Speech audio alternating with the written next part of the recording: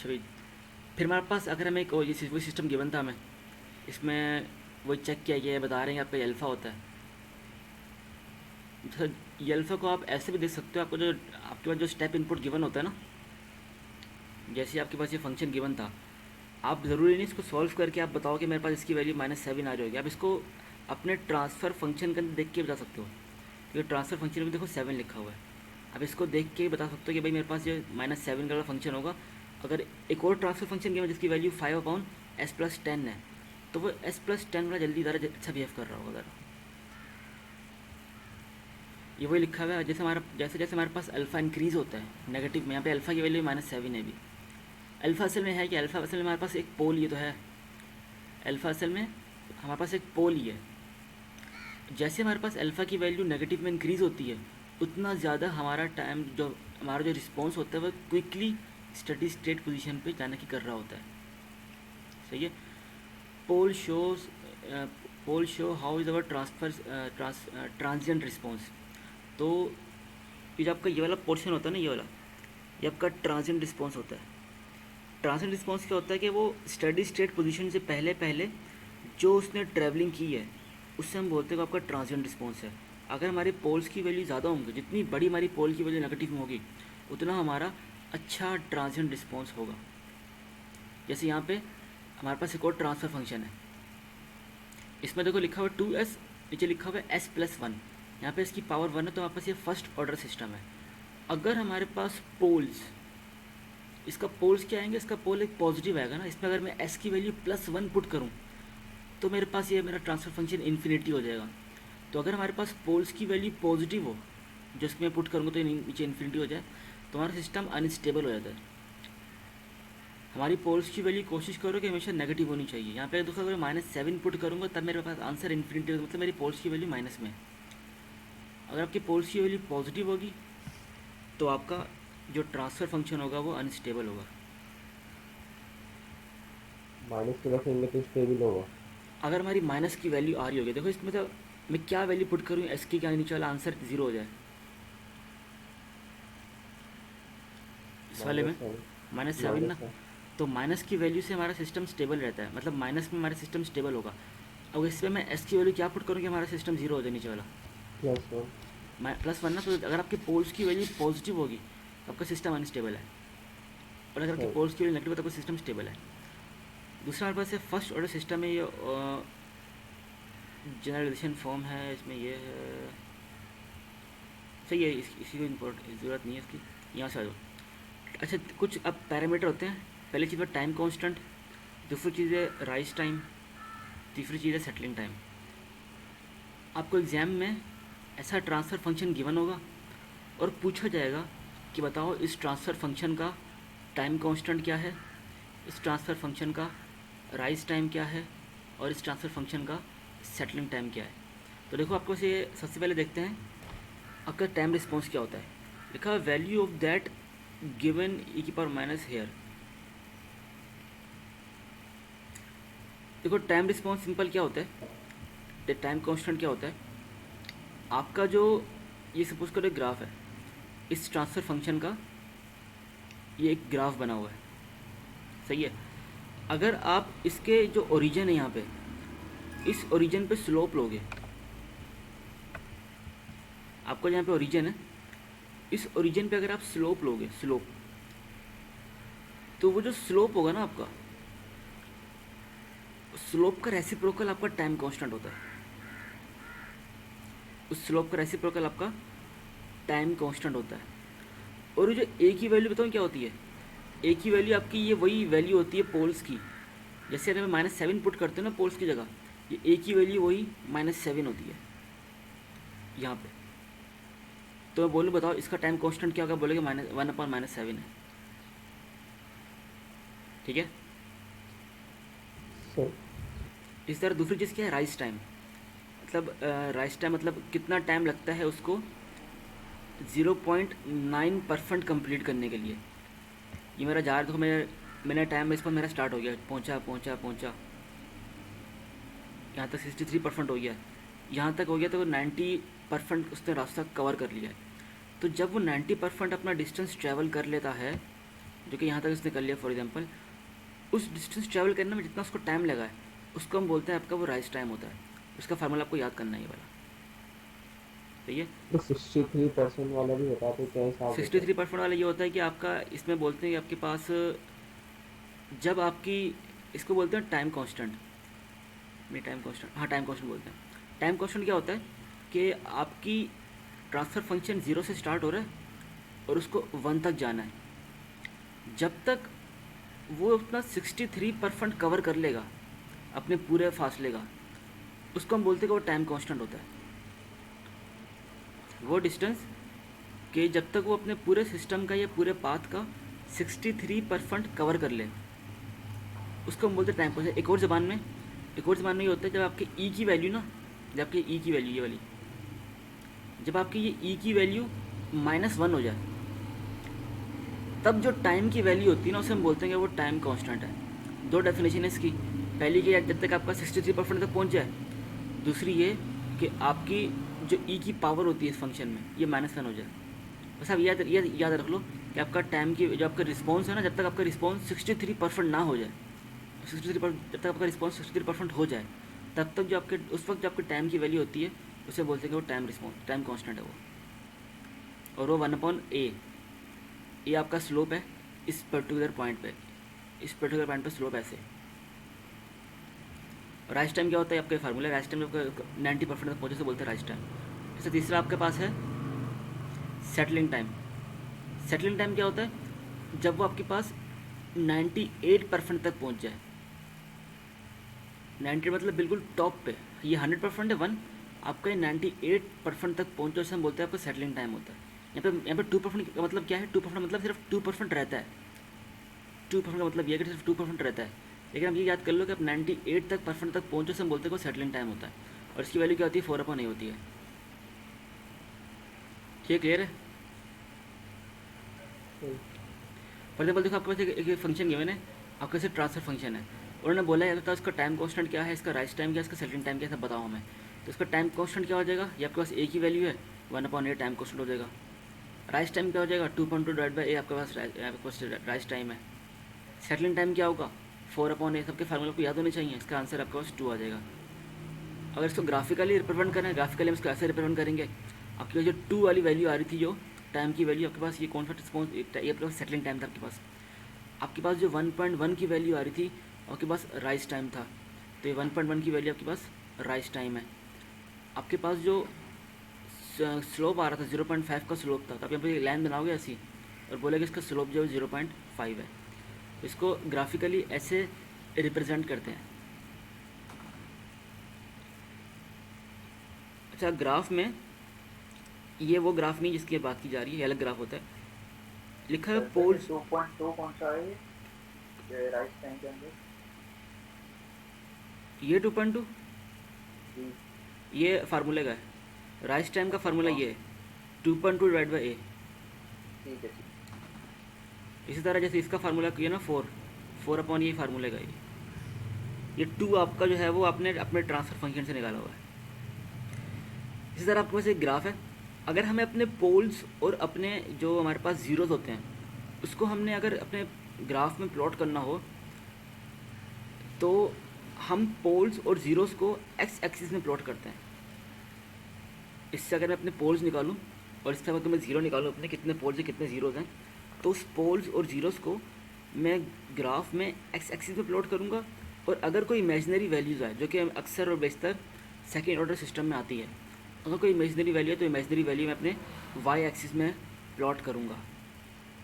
जाके second order system में इसकी पूरी डिटेल आई कैसे प्लॉट करना होता है। यहाँ तक हमारा फर्स्ट ऑर्डर सिस्टम ख़त्म हो गया। ये क्वेश्चन है,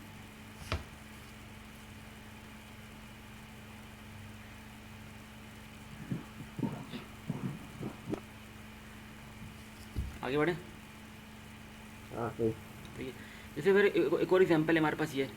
अच्छा, एक और बात, आपकी भरपूर कोशिश होनी चाहिए पहले कि जो वैल्यू यहाँ पे लिखी है ना, ये वाली वैल्यू, वही वैल्यू, एक ये स्टैंडर्ड तरीका है, जो वैल्यू यहाँ पे लिखी है ना, कोशिश करो कि वही वैल्यू ऊपर भी हो।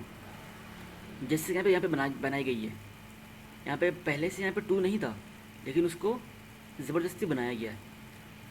और जिस वैल्यू से आपका पूरा ट्रांसफ़र फंक्शन मल्टीप्लाई हो रहा होता है वहीं तक आपको पहुंचना होता है। जैसे यहाँ पे अगर लिखा होता, फॉर एग्जाम्पल यहाँ पे लिखा होता 8 लिखा होता 8, तो मैं क्या करता, मैं 4 बाहर लेता और अंदर 2 रखता। यहाँ पे 2 होता है, यहाँ पे 4 होता। तो यहाँ पे जो वैल्यू इस पूरे हमारे ट्रांसफर फंक्शन से मल्टीप्लाई हो रही है, यहाँ पे मैं 4 लिखता, फिर मुझे 4 तक पहुँचना होता। मतलब मेरा जो फोर्स रिस्पॉन्स होता है ना, उस वाले केस में मेरा जो फोर्स रिस्पॉन्स होता है, ये वाला रिस्पॉन्स, उस केस पे मेरा फोर्स रिस्पॉन्स 4 होता अगर यहाँ पे 8 होता। बिल्कुल यही तरीके का यहाँ पे आजमाया, यहाँ पे यूज़ किया हुआ है। देखो यहाँ पे बज़ाहिर मेरे पास यहाँ पे 2 है, मुझे यहाँ पे 2 करना है लाजमी, जो कि 2 नहीं है। तो मैं क्या करूँगा, यहाँ पे 2 है नहीं, तो मैं इसको मल्टीप्लाई डिवाइड बाई 2 करूँगा, इस 2 को यहाँ पे रखूँगा और 5/2 को बाहर निकालूंगा। तो मुझे ये मेरा पूरे ट्रांसफ़र फंक्शन से मेरा 5/2 मल्टीप्लाई हो रहा है, तो मुझे 5/2 तक पहुँचना होगा। सही है। इसका भी वही है, ये आपके पास राइज टाइम है, सेटलिंग टाइम है, आपके राइज टाइम है, पीक टाइम और सेटलिंग टाइम है, ये वैसी फार्मूले के तहत आया है आपको। अब नेक्स्ट हमारे पास टॉपिक है सेकंड ऑर्डर सिस्टम। इसमें क्या होता है कि इसमें आपके पास जो नीचे वाली जो डिनोमिनेटर होता है उसकी हाईएस्ट पावर 2 होती है, जिसकी वजह से इसको हम बोलते हैं आपको सेकंड ऑर्डर सिस्टम है। और इसको लिखने की एक स्टैंडर्ड फॉर्म ये है, s² + 2 zeta omega N S plus omega N का स्क्वायर। जबकि यहाँ पे जो ओमेगा एन उसे हम बोलते हैं वो नेचुरल फ्रीक्वेंसी है, आपका जो जीटा है उसे हम बोलते हैं डैम्पिंग रेशियो है। ये जो इसे बोलते हैं डैम्पिंग, जबकि लूप चलने से हम डैम्पिंग बोलते हैं। तो ये डैम्पिंग रेशियो आपके इसको टैकल कर रहा होता है, इसको कवर अप कर रहा होता है। अगर डैम्पिंग रेशियो अच्छा होगा तो आपके ये जो अप एंड डाउन जो बन रहे हैं ये कम बनेंगे। अगर आपके पास ये मेगा नेचुरल फ्रीक्वेंसी अच्छी होगी तो आपके पास सिस्टम जल्दी पहुंच जाएगा। ये आगे आएगा, आगे इसका पूरा डिटेल्स हैं वो देखते हैं आगे। बस यहाँ पे पता नहीं चाहिए मेगा एन क्या है, आपके पास नेचुरल फ्रीक्वेंसी है और जीटा के पास डैम्पिंग रेशियो है। अब देखते हैं पोल्स। इसके पोल्स कैसे निकलते हैं, आपके पास एक क्वाड्रेटिक इक्वेशन है ना, तो इस क्वाड्रेटिक इक्वेशन को कैसे सॉल्व करेंगे, -b, हमारे पास b क्या है हमारे पास यहाँ पे ओमेगा और ये जीटा, तो -b आ गया, प्लस माइनस b²,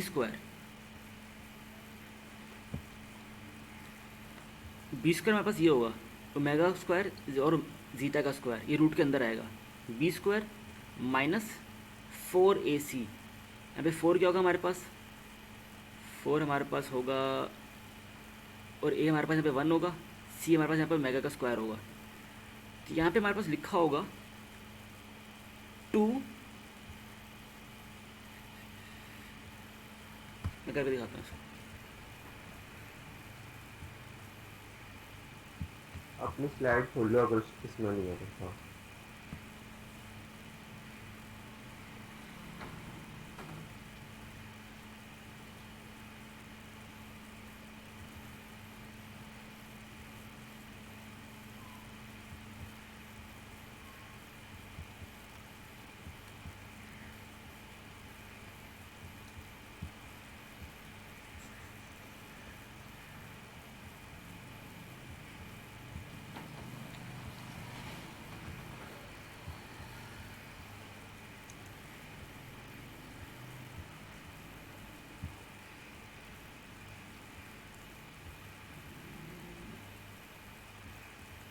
-b² सही है।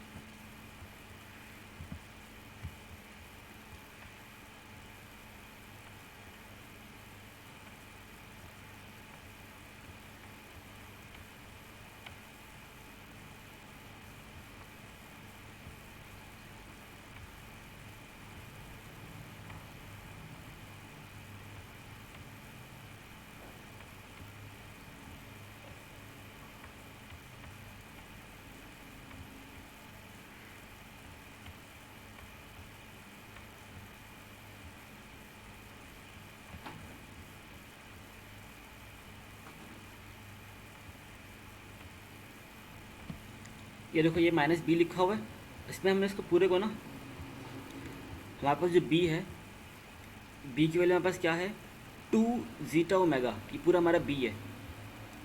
तो ये -b प्लस माइनस b का स्क्वायर होगा, इसका स्क्वायर हो रहा होगा अंदर, फिर -4ac/2 है, वही लिखा हुआ है देखो, माइनस बी 2 ओमेगा जीटा, ये माइनस बी है, प्लस माइनस उसी बी का स्क्वायर, -4a हमारे पास 1 है तो लिखा नहीं, 4ac/2, यहाँ पे a भी हमारे पास 1 है, तो इस दोनों में से यहाँ से 4 बाहर निकाला जाएगा तो 2 हो जाएगा, यहाँ से ओमेगा भी बाहर निकाल जाएगा तो सिर्फ ओमेगा हो जाएगा, ओमेगा स्क्वायर ही बाहर निकाल लिया हमने, और हमने यहाँ से 4 भी बाहर निकाल लिया, तो ओमेगा यहाँ पर आ जाएगा।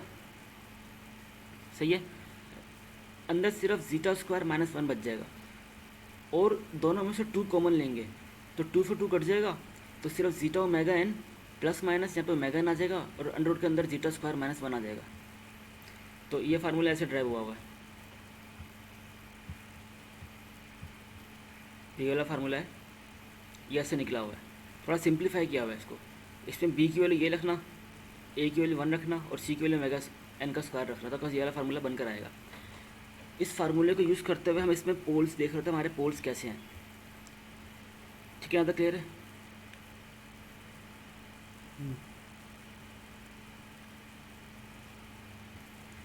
अच्छा, अगर हमारे पोल्स की कुछ रेंजेस होती हैं, पहली रेंज क्या है कि सपोज करो कि हमारे पास जीटा, हम जीटा को देखते हुए ना अपने पोल्स देखते हैं। फॉर एग्जाम्पल पहला केस क्या है, कुछ 5 से 6 केस रेंज के। पहला केस क्या है कि सपोज करो हमारा जीटा 0 है, पहला केस है ये। अगर हमारा जीटा 0 होगा, यहाँ पे इसको 0 कर दो, तो हमारे पास क्या होगा, इसके अंदर हमारे पास ये वाली भी 0 हो जाएगी चीज़, क्योंकि जीटा 0 है, और यहाँ पे अंदर -1 बचेगा। तो हमारे पास सिर्फ इमेजिनरी पोल्स होंगे, पोल्स जो हमारे पास होंगे वो सारे इमेजिनरी होंगे। तो जब हमारे पास जीटा 0 होता है और हमारे पास तो इमेजिनरी पोल्स बनते हैं, उस इमेजिनरी पोल्स का जो ग्राफ बनता है, जो ट्रांसफ़र फंक्शन होता है या फिर उसका जो टाइम रिस्पॉन्स होता है, वो अनडैम्ड होता है। ये अनडैम्ड है, इस वाले ग्राफ को बोलते हैं कि अनडैम्ड है। जब भी आपका जीटा 0 होता है ना, तो उस केस में आपका ये भी 0 और ये भी 0, आपको सिर्फ जो इमेजिनरी रूट्स आते हैं, इमेजिनरी पोल्स आते हैं। जब आपके पास इमेजिनरी पोल्स आते हैं, उसको बोलते हैं वापस अनडैम्ड है, उसका ग्राफ ऐसे बन रहा होता है। अनडैम्ड से मुराद ये है कि आपकी इसमें डैम्पिंग नहीं हो रही। डैम्पिंग मतलब होता है कि आपको जिस पर्टिकुलर पॉइंट तक जाना है ना, आपको फॉर एग्जांपल मुझे यहाँ तक आना है, वहाँ तक जाएगा नहीं। आपको जो फ्रीक्वेंसी मिल रही है ना, कंटिन्यूसली वो चेंज हो रही है। मतलब इससे हमें कोई पर्टिकुलर आउटपुट किसी पर्टिकुलर पॉइंट पे, किसी पर्टिकुलर रेशियो में नहीं मिल रहा होगा, और ये किसी जगह जाके कन्वर्ज भी नहीं होगा। ये आपका रिस्पॉन्स है ना, ये किसी पर्टिकुलर पॉइंट पे जाके इसका स्टडी स्टेट कभी भी नहीं आएगा।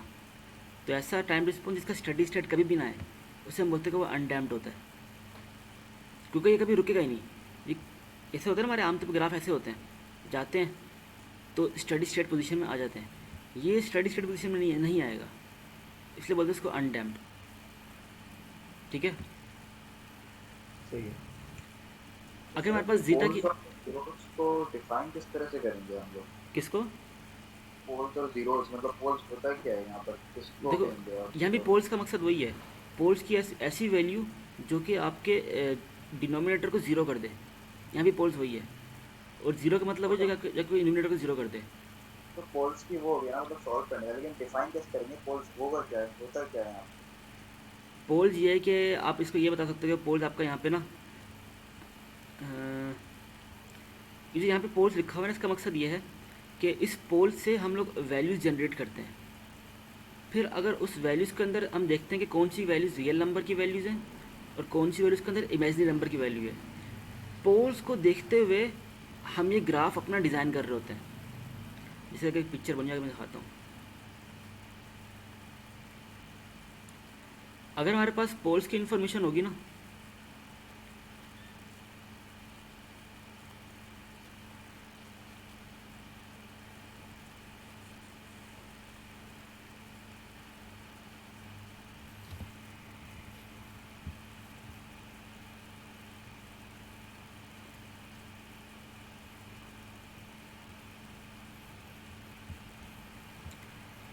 जैसे देखो मेरे जो पोल्स होते हैं वो एक्स एक्सिस में आते हैं, सही है।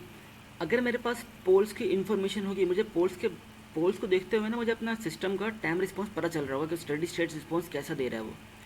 फॉर एग्जांपल जितना ज़्यादा मेरा पोल्स एक्स एक्सिस में ट्रैवल कर रहा होगा नेगेटिव वाली साइड में, उतनी जल्दी मेरा सिस्टम कन्वर्ज हो रहा होगा। अगर देखो मेरी वैल्यू यहाँ पर है, सिस्टम मेरा देर से कन्वर्ज होगा। अगर मेरी वैल्यूज़ और ज़्यादा नेगेटिव में बढ़ रही है, सिस्टम मेरा जल्दी कन्वर्ज होगा। पोल्स की वैल्यू जो बेसिक डेफिनेशन है ना, पोल्स की वो डेफिनेशन ये है कि जो चीज़ आपके डिनोमिनेटर को जीरो कर दे। डेफिनेशन बेसिक तो ये है। लेकिन पोल्स की कैरेक्टरिस्टिक क्या है, मतलब उससे हमें क्या क्या फ़ायदे होते हैं, उसकी वैल्यू हमें क्या दिखा रही होती है। तो उसकी वैल्यू हमें ये बता रही होती है कि जितना ज़्यादा आपकी पोल्स की वैल्यू बड़ी होगी ना, उतना जल्दी आपका टाइम रिस्पॉन्स कन्वर्ज हो रहा होगा किसी पर्टिकुलर पॉइंट पे।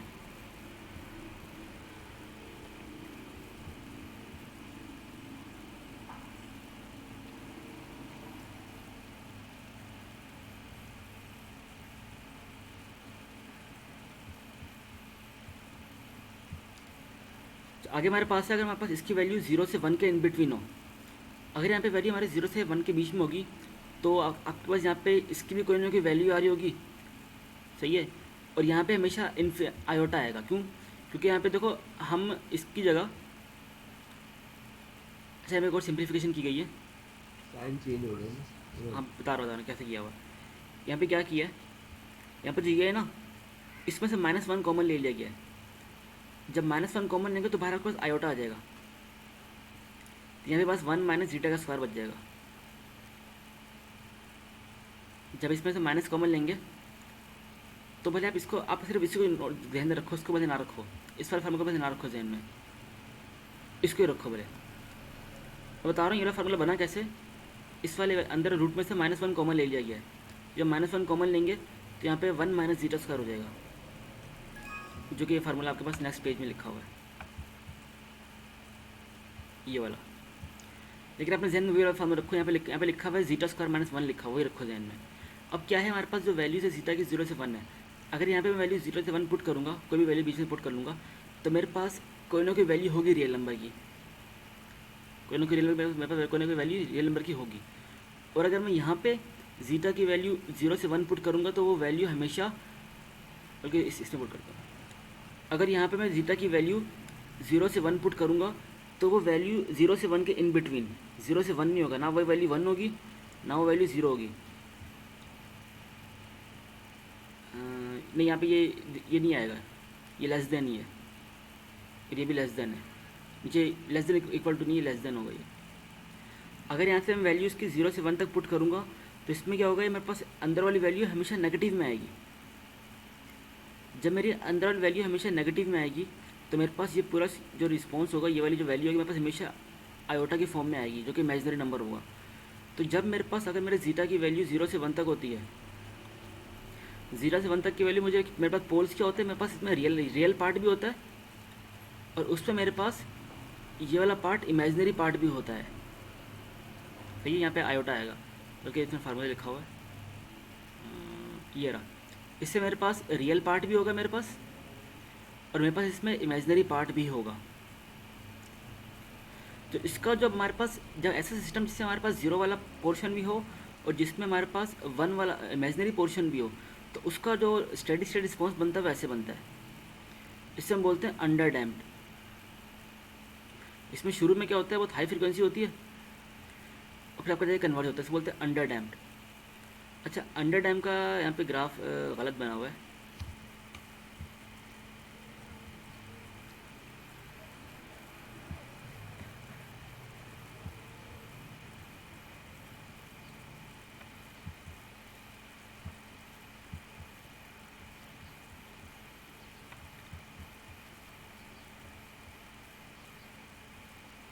अंडर डैम का मतलब ये होता है कि आपका जो रिस्पॉन्स है ना, वो थोड़ा लेट जा रहा है, स्टडी स्टेट पे थोड़ा लेट पहुंच रहा है, देर से पहुंच रहा है, इसे हम बोलते हैं कि वो अंडर डैम्ड है। और अगर आपका ग्राफ जो जल्दी पहुंच जाए, इसे हम बोलते हैं क्रिटिकली डैम्ड, इसे हम बोलते हैं अंडर डैम्ड।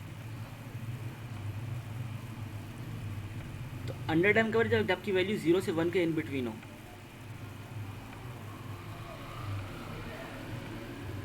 और क्रिटिकल डैम का बनता है आपका वैल्यू 1 के बराबर हो। तो यहाँ पे आपके पास अंडर डैम बना हुआ है। अंडर डैम ग्राफ जैसे मैंने बनाया ना, ऐसे बनाना, ये वाला, ये अंडर डैम का ग्राफ है। और क्रिटिकल डैम क्या होता है, क्रिटिकल डैम पर जल्दी पहुंचता है उससे।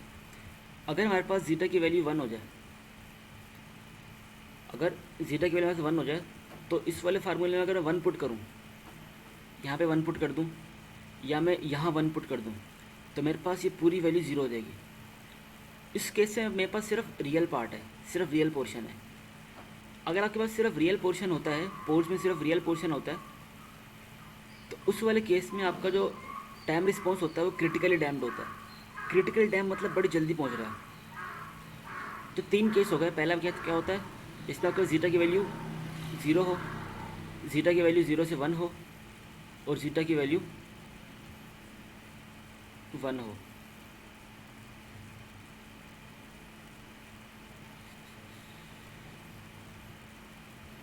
ज़ीरो 1 हो। इमेजनरी और रियल के एक्सेस ये बने हुए हैं जो ग्राफ से ऊपर, वो भी बनाने होंगे। हाँ ये बनाने होंगे, ये बताने होंगे सर आपको। देखो इसमें क्या है, इसमें आपको जैसे अगर =1 है, इसमें सिर्फ रियल पोर्शन आ रहा है ना, सिर्फ रियल पार्ट आ रहा है यहाँ पे, जो कि रियल पार्ट आ रहा है। तो सिर्फ एक क्रॉस दिखा दो रियल पार्ट में बस। जैसे यहाँ पे देखो इस वाले केस में रियल भी आ रहा है और इमेजिनरी भी आ रहा है, तो रियल दिखा दो, इमेजिनरी दिखा दो। ये प्लस माइनस की वजह से 2 आए इमेजनरी। ये प्लस माइनस का ना, इस फार्मूले में था ना, ये फार्मूले में प्लस माइनस मतलब 2 वैल्यूज आएंगी आपकी पोल्स की, एक प्लस में एक माइनस में आएगी। इसका मतलब ये, इसमें देखो सिर्फ एक ही वैल्यू आ रही है माइनस वाली, तो यहाँ पे सिर्फ एक दफ़ा एक्स आएगा, 2 एक्स नहीं आएंगे। ठीक है, यहाँ पे आपका इमेजिनरी पार्ट क्या है, 0, जैसे उसको शो ही नहीं किया हुआ। यहाँ पे आपका जो पोल्स हैं ये माइनस, सपोज करो यहाँ पे पोल्स हमारे पास क्या आ रहे हैं, जीटा ओमेगा एन आ रहे हैं। सही है, तो एक वैल्यू हमारे पास ये होगी। फॉर एग्जाम्पल सपोज कर लो इसकी वैल्यू जो मेरे पास ये ना, फॉर एग्जाम्पल सपोज कर लो मैं रियल पार्ट में यहाँ पे कर दिया, मैंने क्रॉस यहाँ पे लगा दिया, ये मैंने शो कर दिया मेरा रियल पार्ट है ये। तो मेरा इमेजिनरी पार्ट क्या होगा, इमेजिनरी पार्ट की वैल्यू एक दफ़ा प्लस में होगी, एक दफ़ा माइनस में। लेकिन वो कुछ ओमेगा एन, कुछ पोर्शन वो ओमेगा एन जो है वो एक्स एक्सिस में ट्रैवल करता है, कुछ पोर्शन जो आपका वो एक्स एक्सिस में ट्रैवल कर रहा होगा, तो बस ये वैल्यू आ रही होंगी इमेजिनरी पार्ट्स की। वैसे आमतौर पर जो ये टॉपिक है ना, ये वाला टॉपिक आपको सिर्फ ये पूछ लेंगे कि इसकी वैल्यू अगर ये होती तो क्या बताओ क्या आएगा, अगर इसकी वैल्यू ये होती तो बताओ क्या आएगा, ऐसे पूछ सकते हैं इसके बारे में। अच्छा, अगर हमारे पास जीटा की वैल्यू ग्रेटर देन 1 हो, तो इसमें अगर मैं ग्रेटर देन 1 पुट करूँगा तो वैल्यू मेरे पास हमेशा रियल आ रही होगी, इमेजिनरी कभी भी नहीं आएगी। सही है, अगर मैं ग्रेटर देन 1 पुट करूँ मेरे पास वैल्यू यहाँ पे हमेशा रियल आ रही होगी, इमेजिनरी कभी भी नहीं आएगी। तो मेरे पास ओवरऑल रियल पार्ट आ रहा होगा मेरे पास, तो सिर्फ मेरे पास रियल वैल्यूज़ होंगी। इस वाले केस में जो ग्राफ बनता है वो ओवर डैम्ड होता है। तो इस वाले केस में जो ग्राफ बनता है वो ओवर डैम्ड होता है। और डैम में ये हो रहा है कि ज़्यादा हो जाती है। नहीं मैंने ये सही है, ये ग्राफ सही है, ये बनाया है ये सही है। अंडर डैम का मतलब ये होता है कि शुरू में आपका रिस्पॉन्स बहुत ज़्यादा डेविएट करें, फिर कुछ वक्त के बाद जाके वो स्टेबल हो। जैसे ये सही बना हुआ है, ये अंडर डैम्ड है। और जो आपका जो मैंने बनाया था ना ग्राफ में यहाँ पे ये चीज़, ये ओवर डैम्ड के लिए, ओवर मतलब ओवर हो रहा है ना, ज़्यादा टाइम ले रहा है। ये ओवर डैम के लिए, क्रिटिकल डैम का वही है जो मैंने बताया था। और यहाँ पे जो ग्राफ बना हुआ है इसके लिए जो कि अंडर डैम्ड होता है वो सही बना हुआ है। ये वाला ग्राफ सही बना हुआ है, ये अंडर डैम्ड होता है। जब आपका दोनों वैल्यूज हो ना, रियल और इमेजिनरी, तो आपको अंडर डैम ग्राफ बनता है। अगर सिर्फ रियल वैल्यूज़ हों तो क्रिटिकल डैम बनता है, और अगर रियल वैल्यूज़ ऐसे हों कि उसके अंदर दूसरा वाला पोर्शन की भी रियल वैल्यूज़ आ रही हों, तो इसमें आपके पास ये ओवर डैम ग्राफ बन रहा होता है। सही। आखिर कोई से अगर आपके पास वैल्यूज़ की 0 से 1, 0 से छोटी हो, तो अगर आपके पास जीरो वैल्यू 0 से छोटी होंगी तो यहाँ पे माइनस का स्क्वायर आ रहा होगा, तो माइनस का स्क्वायर तो पॉजिटिव होता है। तो यहाँ पे आपके पास वैल्यूज़ आयोटा में मिल रही होंगी आपको, ये तो आपके पास वैल्यूज़ आयोटा में होंगी। लेकिन ये वाला जो पोर्शन होगा ना, मतलब जो रियल पोर्शन था, रियल पोर्शन देखो उसके पहले साइन माइनस में है। अगर उसमें मैं जीटा की वैल्यू नेगेटिव में पुट करूँगा तो मेरे पास आंसर पॉजिटिव में आ रहा होगा। तो यहाँ पे मेरे पोल्स देखो, मेरे पोल्स जब तक मेरे पास पोल्स नेगेटिव थे ना, तब तक मेरा कन्वर्ज हो रहा था। यहाँ पोल्स नेगेटिव हैं तो मेरा सिस्टम कन्वर्ज हो रहा था। यहाँ पोल्स नेगेटिव हैं तो मेरा सिस्टम कन्वर्ज, भले शुरू में प्रॉब्लम आ रही थी, लेकिन बाद में मेरा सिस्टम कन्वर्ज हो रहा था। लेकिन अगर आपका पोल्स पॉजिटिव हो जाए, यहाँ पर देखो आपका पोल पॉजिटिव हो गया, क्योंकि यहाँ पे अगर नेगेटिव वैल्यू पुट करूँगा यहाँ पे मैं रियल पार्ट में, तो मेरे पास यहाँ का पोल पॉजिटिव हो जाएगा।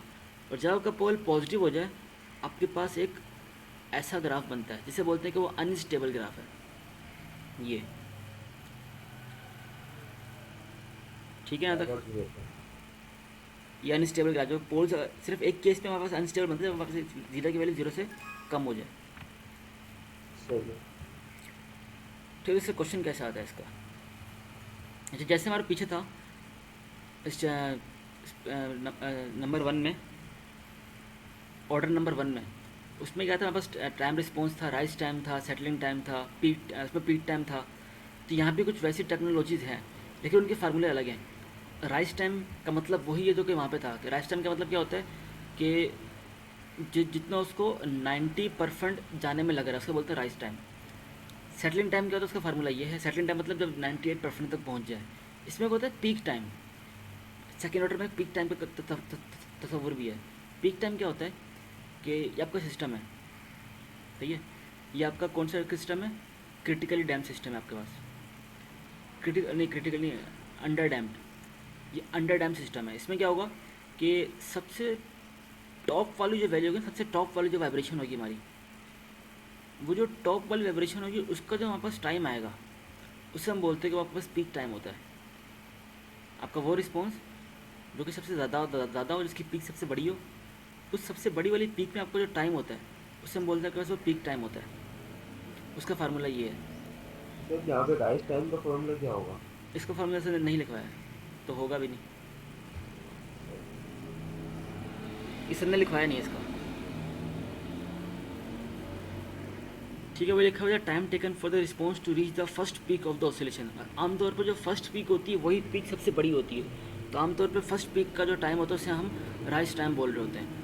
इसमें एक और चीज़ होती है परसेंटेज ओवरशूट्स, इसे बोलते हैं ओवरशूट्स हो रहे हैं आपके। ये इस ओवरशूट्स की परसेंटेज कितनी है वो आप इस फार्मूले से निकालते हो।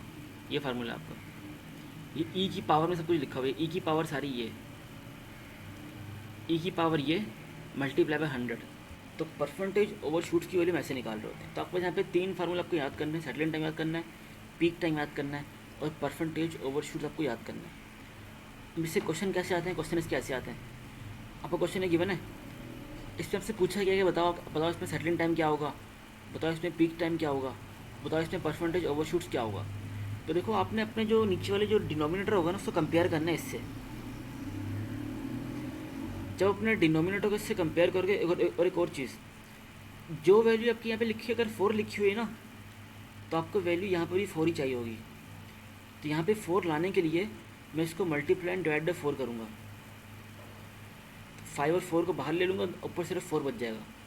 तो देखो 4/s² 8s + 4 हो जाएगा। जैसे हम फर्स्ट ऑर्डर सिस्टम में करते थे, जो यहाँ पे वैल्यू लिखी होती थी पोल्स की, हम वही वैल्यू ऊपर लाने की कोशिश कर रहे होते हैं। यहाँ भी ऐसे करेंगे, जो वैल्यू यहाँ पे लिखी होगी वही वैल्यू ऊपर लाने की कोशिश करेंगे। और जिस वैल्यू से हमारे पूरा मल्टीप्लाई हो रहा होगा, जैसे 5/4 से मल्टीप्लाई हो रहा है, वही वैल्यू हमारे यहाँ पे उस तक हमें पहुँचना होगा अपने स्टेडी स्टेट रिस्पॉन्स के अंदर। तो अब यहाँ पे देखो, मुझे ओमेगा² की वैल्यू निकालनी है। अगर मैं कंपेयर करूँ तो ओमेगा² बराबर है 4 के, ठीक है। तो यहाँ से वैसे ओमेगा की मेरे वैल्यू आ जाएगी 2। इसी तरह अगर यहाँ से मुझे जीटा की वैल्यू फाइंड आउट करनी है, तो ये 2 जीटा ओमेगा n बराबर है यहाँ पे 8 के। तो मैंने उसको 8 के इक्वल ले लिया, तो मेरे पास इसकी वैल्यू 2 है, इसकी वैल्यू 2 है, तो मेरे पास जीटा की वैल्यू भी 2 आ गई। आपके पास सबसे इंपॉर्टेंट टास्क क्या होता है इसमें, सबसे पहले ओमेगा n की और जीटा की वैल्यू फाइंड आउट कर लो। इन दोनों की वैल्यू जैसे फाइंड आउट कर लोगे, आपको इसको देख के बता सकते हो, जीटा की वैल्यू को देख के बता सकते हो कि मेरा सिस्टम क्या होगा।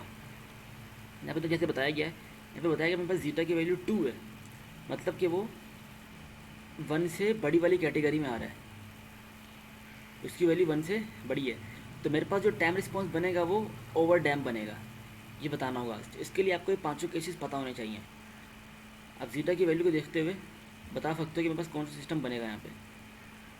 ठीक है, जैसे हमें zero to greater than 2 greater than 1 में उसी कैटेगरी में है, तो मैं बोल रही कि हमारे पास ओवर डैम ग्राफ बनेगा। तो यहाँ पे देखो अपनी मर्ज़ी से इसको पहले कैलकुलेट ना करो, कोई पॉइंट्स कैलकुलेट नहीं करना है इसको, बस आपने ये बताना है और ऐसा कुछ ग्राफ बना के दिखा देना है कि ओवर डैम्ड है।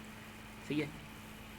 और अगर पूछा जाए कि इसमें सेटलिंग टाइम निकालो, इसके अंदर पीक टाइम निकालो, इसके अंदर ओवरशूट परसेंटेज निकालो, तो आप उसको ये फार्मूले सारे यूज़ करते हुए उसमें सिर्फ देखो ओमेगा और जीटा की वैल्यू अपनी पुट करनी है। तो वैल्यूज पुट करोगे, इसमें आपको ये तीनों वैल्यूज आप इसके इस जीटा और ओमेगा को यूज़ करते हुए निकाल सकते हो। ठीक है यहाँ तक? सही है।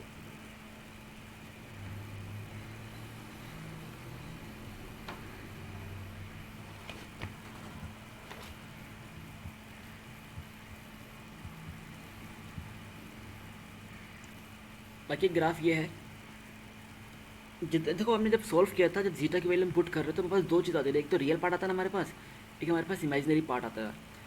अब उस रियल पार्ट और इमेजिनरी पार्ट का मकसद क्या है? जितना ज़्यादा हमारा रियल पार्ट बढ़ता रहेगा नेगेटिव में, उतना ज़्यादा सिस्टम हमारा जल्दी कन्वर्ज होगा।